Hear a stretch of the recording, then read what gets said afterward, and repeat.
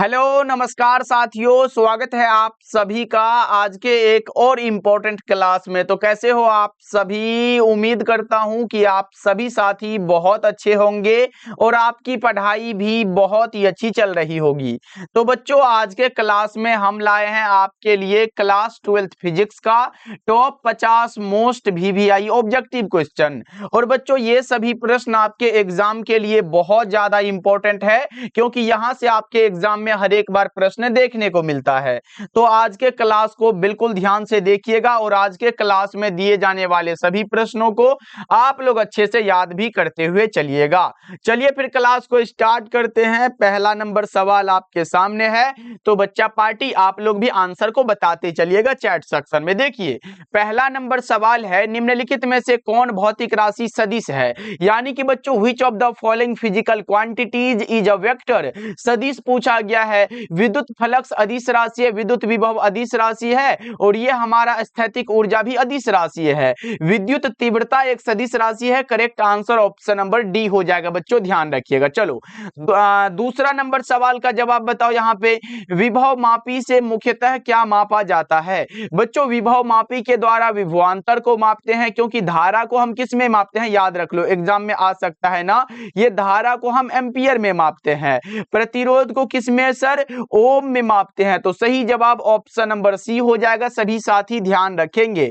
चलो अगला बता के चलो। पूरे 50 ऑब्जेक्टिव को कवर करेंगे इस क्लास में और वही प्रश्न होगा जो आपके एग्जाम के लेवल का है। देखो, अगर दो आवेशों के बीच की दूरी बढ़ाई जाती है तो उनके वैद्युत स्थैतिक ऊर्जा क्या होती है? तो आपने ये पढ़ा होगा ना कि U बराबर 1/4 पाई एप्सिलॉन नॉट होता है, इंटू में Q1 Q2 बाई क्या होता है?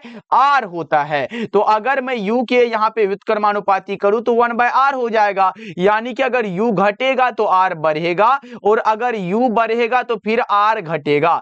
यहाँ पे क्या है? दूरी को बढ़ाया जा रहा है, R को बढ़ाया जा रहा है बच्चों, तो यहाँ पे U क्या हो जाएगा? घट जाएगा ना। Right answer option number A हो जाएगा। सभी बच्चे ध्यान रखेंगे, ऑप्शन नंबर ए आपका बिल्कुल सही है। चलो अगला बता के चलो। यहाँ पे चौथा नंबर सवाल है, एक गोलीय दर्पण को पानी में डुबा दिया जाता है तो इसकी फोकस दूरी क्या होगी? बच्चों, गोलीय दर्पण है ना, तो ये समान रहता है, बदलता नहीं है। बिल्कुल सही आंसर ऑप्शन सी हो जाएगा। ये बात याद रखिएगा आप लोग। चलो अगला बता के चलो। यहाँ पे पांचवा नंबर सवाल आपके सामने है, पूर्ण आंतरिक परावर्तन की स्थिति में परावर्तन गुणांक का मान क्या हो जाएगा? 1 हो जाएगा। आपका भी आंसर ऑप्शन बी होना चाहिए। चलो 6 नंबर सवाल का जवाब बताओ। एक्स किरण क्या है बच्चों? बताओ तो एक्स किरण क्या है? सर, ये एक प्रकार का विद्युत चुंबकीय तरंग है। एक्स किरण क्या है? विद्युत चुंबकीय तरंग है बच्चा पार्टी। ऑप्शन नंबर डी ध्यान रखिएगा आप लोग। चलो यहाँ पे 7 नंबर सवाल का जवाब बताओ। व्यतिकरण की घटना का कारण क्या है? व्यतिकरण की घटना का कारण बच्चों कलांतर होता है। क्या होता है? कलांतर होता है। 7 नंबर सवाल का जवाब ए लगाओगे आप लोग। यहाँ पे 8 का बता के चलो। ध्रुवित प्रकाश उत्पन्न करने के लिए किसको प्रयुक्त किया जाता है? ये सभी मोस्ट इंपॉर्टेंट क्वेश्चन है बच्चों, याद रखिएगा। ये होता है निकोल प्रिज्म का। सही जवाब ऑप्शन सी होगा। और बच्चा पार्टी, आप लोग एक बार क्लास को लाइक कर लीजिएगा जी। जितने बच्चे इस क्लास को देख रहे हो ना, सभी बच्चे एक बार क्लास के लाइक वाले बटन को दबा दो, क्योंकि आप लोग लास्ट में करने के चक्कर में आप लोग भूल जाते हो। तो एक बार जल्दी से क्लास को लाइक कर दो और लास्ट में बता देंगे इसी क्लास का या फिर ये जो क्लास होता है इसका पीडीएफ आपको बिल्कुल फ्री कहां से यहाँ पे डाउनलोड करना है। चलो अगला बता के चलो। यहाँ पे 9 नंबर सवाल का जवाब बताओ। क्लास का पीडीएफ बिल्कुल फ्री मिलता है जी। यहाँ पे बताओ, ट्रांजिस्टर के प्रवर्धन गुणांक की इकाई क्या होती है? तो वो हमारा कोई नहीं होता, इसका कोई मात्रक नहीं है बच्चों, ये मात्रक विहीन होता है। राइट आंसर ऑप्शन डी हो जाएगा। और यहां पे बता के चलेंगे, निम्न में कौन सा तर्क द्वार है जो सार्वजनिक तर्क द्वार है? सार्वजनिक तर्क द्वार बच्चों नैंड गेट को कहते हैं।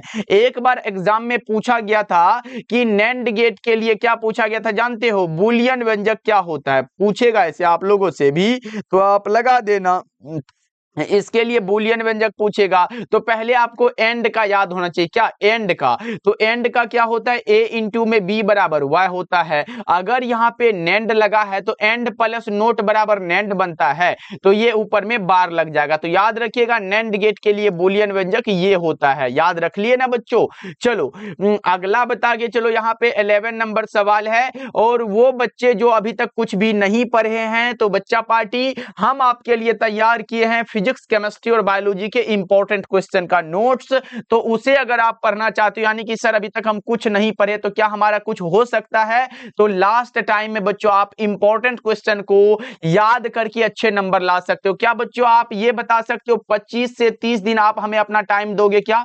मात्र 25 से 30 दिन। अभी तो 2 मंथ है ना एग्जाम का। आप मात्र 25 से 30 दिन दोगे और इस नोट्स को पढ़ने में आप फिजिक्स, केमिस्ट्री और बायोलॉजी ये 30 दिन में 3 सब्जेक्ट में आप बहुत अच्छे नंबर लेके आओगे, क्योंकि बच्चों ये हर एक साल के बच्चों को दिया जाता है। अब आपकी बारी है और इसका चार्ज मात्र 199 है, जिसमें कि तीनों सब्जेक्ट मिल जाएगा। तो इस नंबर पे आप कांटेक्ट कर लीजिएगा 70 70 82 16 85 नंबर पे, और बोलिएगा सर हमें 199 वाला फिजिक्स, केमिस्ट्री और बायोलॉजी के इंपॉर्टेंट क्वेश्चन का नोट्स चाहिए। आपको मिल जाएगा। और बच्चों ये हमारी गारंटी है कि उसके बाहर से तो नहीं आता है जी, ये हर एक साल के बच्चों को देते हैं जब लास्ट टाइम आता है, जिससे लगता है सर कुछ नहीं पढ़े, या फिर पढ़े हैं तो ऐसा लगता है कि क्या पढ़ेंगे, क्या लास्ट टाइम में पढ़े कि एग्जाम में आ जाए। इसमें बच्चों बहुत कम क्वेश्चन मिलता है। एक सब्जेक्ट में आपको मात्र 50 से 60 सब्जेक्टिव मिलेगा और इसमें 200 ऑब्जेक्टिव मिलेगा। इतना को तो एकदम उड़ा दोगे आप देखते ही। मात्र 25 से 30 दिन पढ़ोगे, फिजिक्स, केमिस्ट्री और बायोलॉजी में अच्छा नंबर लेके आओगे, और बच्चों साथ में हिंदी का नोट्स बिल्कुल फ्री मिल जाएगा उसी के साथ में। तो आप इस नंबर पे कांटेक्ट कर लीजिएगा। सर एग्जाम में नहीं आया तो इसका भैया 2 गुना करके हम आपको रिटर्न भी कर देंगे जी, इतना कॉन्फिडेंस है, क्योंकि एग्जाम में उसी से प्रश्न आएगा। देखो यूएचएफ परास आवृत्ति प्रायः किसके द्वारा संचरित होती है? ये होता है आकाश तरंगों के द्वारा। Right answer option number B हो जाएगा। चलो अगला बता के चलो। यहाँ पे निकेल क्या है? देखो मैंने बताया था ना बच्चा पार्टी, लोहा आए, कोबाल्ट आए, निकेल आए, तो ये सभी के सभी क्या है? लोह चुंबकीय है। 12 नंबर सवाल का जवाब सी हो जाएगा। चलो 13 नंबर सवाल है, यहां पे बता देंगे बच्चा पार्टी चुंबकीय याम्योत्तर एवं भौगोलिक याम्योत्तर के बीच का कोण क्या कहलाता है? चुंबकीय दिक्पात कहलाता है। क्या कहलाता है बच्चों? चुंबकीय दिक्पात कहलाता है। सही जवाब ऑप्शन नंबर बी हो जाएगा।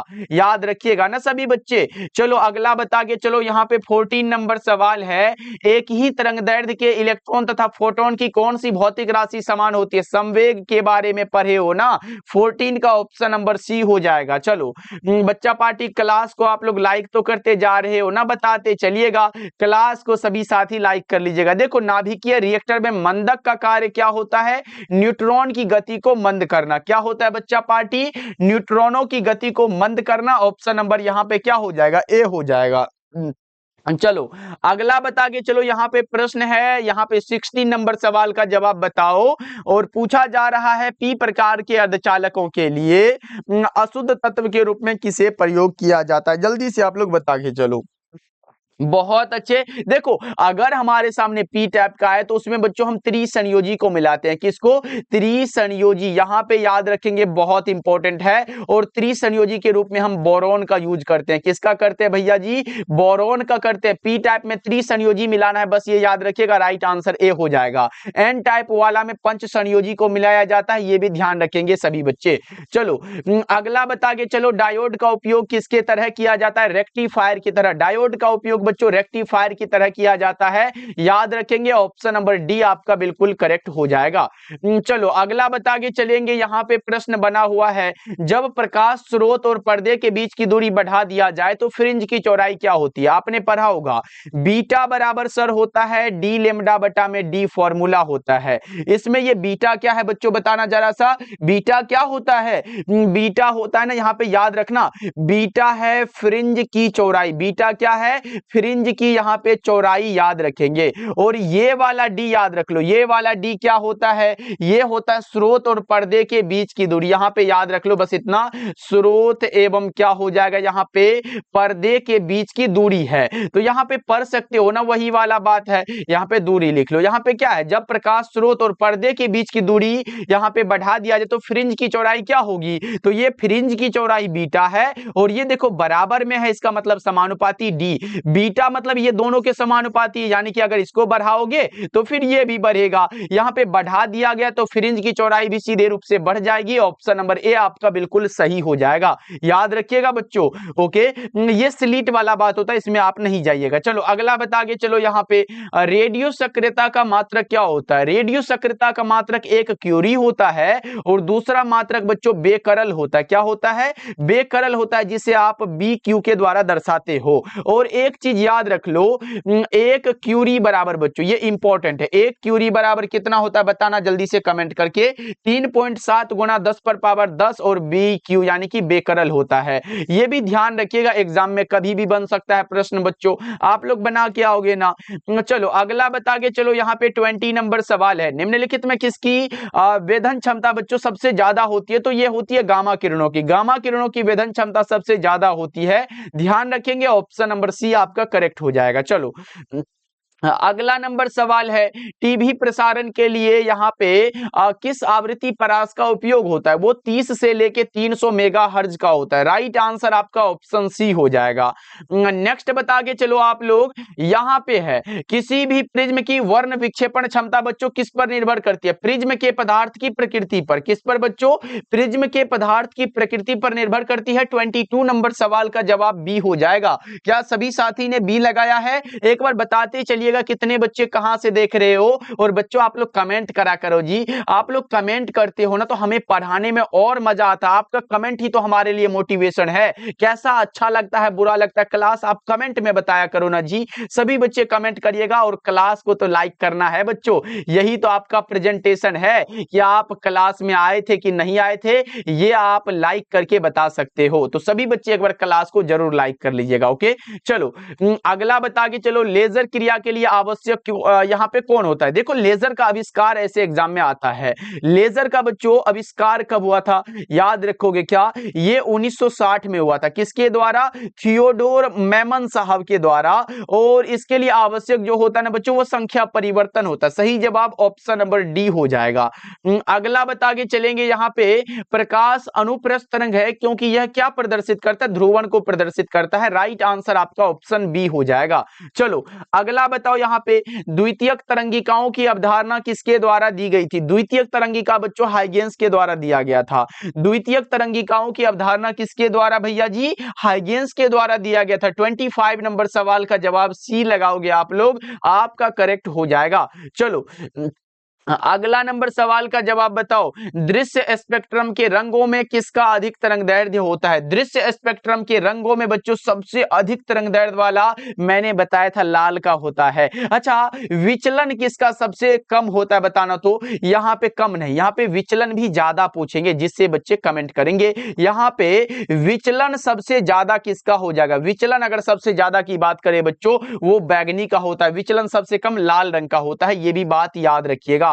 चलो अगला बताओ, किसी परमाणु का नाभिक बना होता है। बच्चों परमाणु का जो नाभिक बना होता है ये प्रोटॉन प्लस न्यूट्रॉन से बना होता है। अच्छा ये परमाणु की जो संरचना होती है ना बच्चों, ये इसकी यहां पूछेगा कितनी होती है, 10 पर पावर माइनस का 10 मीटर में होता है बच्चों। और अगर पूछे नाभिक का आकार कैसा होता है, 10 पर पावर माइनस का 15 मीटर में होता है। तो ये दोनों याद रखिएगा, परमाणु का संरचना पूछेगा ये लगाइएगा, और नाभिक का आकार पूछेगा तो ये लगाइएगा। तो दोनों को याद रखना है आपको। और यहाँ पे प्रोटॉन और न्यूट्रॉन से ये बना है तो ये याद रखिएगा आप लोग। यहाँ पे क्या हो जाएगा, ऑप्शन डी हो जाएगा, समझ गए। चलो अगला बता के चलो, यहाँ पे पूरे 50 ऑब्जेक्टिव को करना है जी, अभी तो कुछ प्रश्न बचा हुआ है। यहाँ पे बताओ, केवल धारिता युक्त प्रत्यावर्ती धारा परिपथ में धारा एवं वोल्टता के बीच कालांतर 90 डिग्री का होता है। कितने डिग्री का भैया, 90 डिग्री का होता है। चलो अगला बता के चलो, निम्नलिखित में से किस वैद्युत चुंबकीय विकिरण का तरंगदैर्ध्य यहाँ पे न्यूनतम है। गामा किरणों के लिए न्यूनतम होता है, क्योंकि गामा किरणों का जो अधिक होता है ना वो वेधन क्षमता होता है। क्या होता है बच्चों, यहाँ पे वेधन क्षमता सबसे अधिक पूछे ना, वेधन क्षमता अगर सबसे अधिक पूछे तो वो गामा किरणों का होता है, लेकिन यहाँ पे वैद्युत चुंबकीय विकिरण का सबसे न्यूनतम जो तरंगदैर्घ्य होगा वो गामा किरण होगा। ओके, चलो अगला बताओ। यहाँ पे 30 नंबर सवाल आपके सामने है। 25 का द्विआधारी समतुल्य क्या हो जाएगा? तो 25 का मैंने निकालना बता दिया है, निकाल लो आप लोग जल्दी जल्दी से। 12 दूना के 24 हुआ, शेष 1 बच गया, फिर 2 से लगा दो, 2 6 का 12 हो जाएगा। यहाँ पे कितना बचेगा? शेष 0 बच गया। फिर 2 से लगाओ, 2 तिहाई 6, शेष 0 बचा। फिर 2 से लगाओ, 2 एकम 2, और यहाँ पे शेष कितना बचेगा? यहाँ पे 1 बच जाएगा। नीचे से ऊपर लिखना है बच्चों आपको 11001, 11001, और इसमें द्विआधारी पूछा, 2 लगा दो, कौन सा ऑप्शन हो जाएगा? ऑप्शन सी आपका बिल्कुल करेक्ट है। तो क्या बच्चा पार्टी ने लगा दिया है? ऑप्शन सी हो जाएगा। चलो बच्चा, यहाँ पे आपसे एक यहाँ पे HW के लिए मैं पूछ लेता हूं। आप लोग 15 का जो है ये कमेंट करके बताइएगा। नीचे 2 आप नहीं लिख पाओगे, ऐसे करके आप 2 नहीं लिख पाओगे, कोई बात नहीं, लेकिन इसके बीच में जो नंबर आएगा वो लिख के बताइएगा आप लोग 15 का। जल्दी जल्दी से आप लोग निकालो, पहले आगे बढ़ना है, निकाल लीजिएगा आप लोग और कमेंट करके तब जाइएगा यहां से। चलिए अगला बताइए। यहाँ पे प्रश्न ये है, प्रकाश वर्ष मात्रक है। देखो प्रकाश वर्ष क्या होता है कि एक वर्ष में प्रकाश के द्वारा निर्वात में तय की गई दूरी है। प्रकाश वर्ष एक वर्ष में प्रकाश के द्वारा निर्वात में तय की गई दूरी को कहते हैं। यहाँ पे बच्चों प्रकाश वर्ष का मान पूछा जाता है बराबर, ये होता है 9.46 गुना 10 पर पावर 15, यहाँ पे मीटर होता है। एक चीज याद रखोगे, ये तो मीटर में है बच्चों, 9.46 गुना 10 पर पावर 12 किलोमीटर होता है। तो ये दोनों याद रखना, क्योंकि आपको फंसाने के लिए कुछ भी पूछ लेगा ना, तो याद रखिएगा प्रकाश वर्ष दूरी का मात्रक है भैया जी, ऑप्शन ए याद रखेंगे ना। ओके, धारिता का मात्रक क्या होता है? धारिता का मात्रक तो भैया ने बताया था फैराड होता है। क्या होता है? यहाँ पे फैराड होता है। विद्युत तीव्रता को तो मात्रक यहाँ पे कौन सा हो जाएगा? हमने पढ़ा है सर, यहाँ पे आपने बताया था, क्या बताया था? न्यूटन प्रति कूलम होता है, और दूसरा मात्रक वोल्ट प्रति मीटर होता है। चुंबकीय आघूर्ण का एम्पियर मीटर स्क्वायर होता है, ये सब आपने बताया था। ओके बच्चों, और जूल प्रति टेस्ला भी होता है, याद रखिएगा आप लोग। चलो अगला बता के चलो। यहाँ पे जब किसी एमीटर को शंट किया जाता है तब परिपथ का कुल प्रतिरोध सीधे रूप से घट जाता है। राइट आंसर बी हो जाएगा। और बच्चों ये पूछे, जब किसी एमीटर को शंट किया जाता है तो उसकी माप सीमा क्या होती है? तो माप सीमा सीधे रूप से बढ़ जाती है। अगला बताओ। यहाँ पे किसी अर्धचालक का तापमान गुणांक का मान क्या होता है? किसी भी अर्धचालक के तापमान गुणांक का मान बच्चों ऋणात्मक में होता है। राइट आंसर बी हो जाएगा। अगला बता के चलो। यहाँ पे ये है कि यदि साइक्लोट्रॉन में आवेशित कण का आवर्तकाल टी है और महत्तम चाल जो है यहाँ पे भी है, तो क्या हो जाएगा? बताओ, ये पूछा गया है। तो आपने ये पढ़ा होगा, आवर्तकाल व्युत्क्रमानुपाती होता है किसके? महत्तम चाल के। आवर्तकाल यानी कि टी व्युत्क्रमानुपाती होता है महत्तम चाल के। तो ये वाला फॉर्मूला बन गया भैया। कौन से ऑप्शन में है? तो ऑप्शन सी आपका बिल्कुल करेक्ट हो जाएगा। समझ में आ गया बच्चों? याद रखेंगे। चलो अगला बता के चलो। यहाँ पे पूछा गया है, 1D ग्राफ जनित्र एक ऐसी युक्ति है जो उत्पन्न करती है या फिर जिससे उत्पन्न होता है। क्या होता है? 1D ग्राफ जनित्र के द्वारा केवल हाई वोल्टेज उत्पन्न किया जाता है। राइट आंसर बी हो जाएगा। चलो अगला बताओ। यहाँ पे 36 नंबर सवाल है, आवेशित संधारित्र पर कुल आवेश कितना होता है? 0 होता है। ए वाला ऑप्शन लगा दो आप लोग।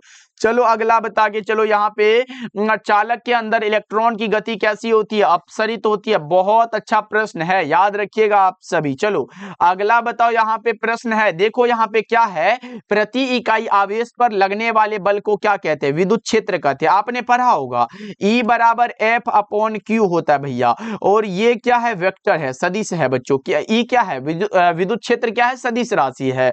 और आपने इसके लिए मात्रक पढ़ा होगा, फोर्स का न्यूटन, चार्ज का कूलम।